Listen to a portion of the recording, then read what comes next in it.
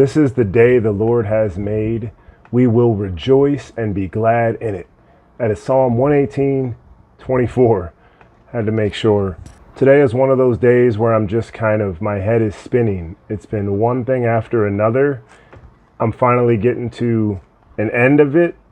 I started off at a job sharing the love of Christ with this guy who was so consumed with all the things of the world, which I was on the same page as. It's just he was looking at all of these things and kind of not really living in faith. He didn't reject what I said, but hopefully it was imprinted.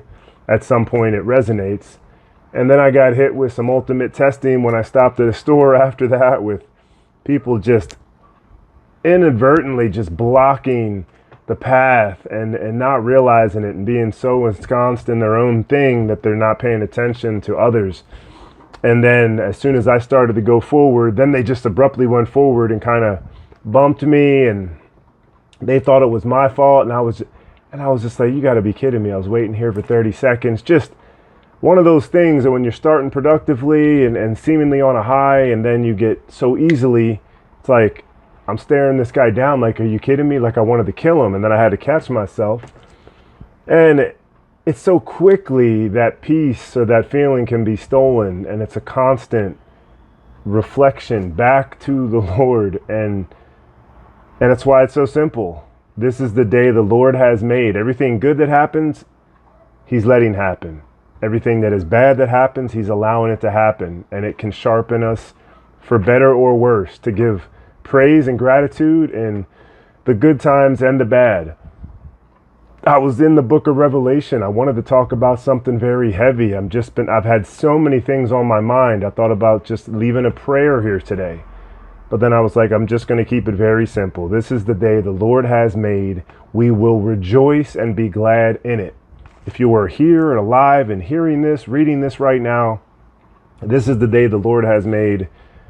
Give thanks for it. If you've stumbled today, if you've acted abrasively today, repent, apologize, try to make things right if there was any hurt feelings or whatever, or just, humbly realize that, okay, that's not representing God perfectly. And then if things have went really well, if he has used you today, thank God for those opportunities to feel used.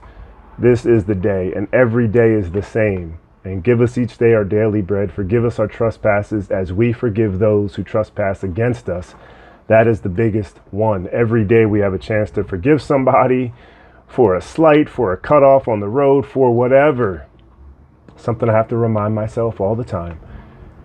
But really just walking in gratitude. And the world loves to say that it's all gratitude for all the blessings, but in a very real sense, there's truth in that when it truly is directed at the source deserving of it, and that's our God and Father in heaven through Jesus Christ, who did everything for us. So we have gratitude for all of the good and the bad, because we know when we're going through it, he already went through it. He went through the worst of it.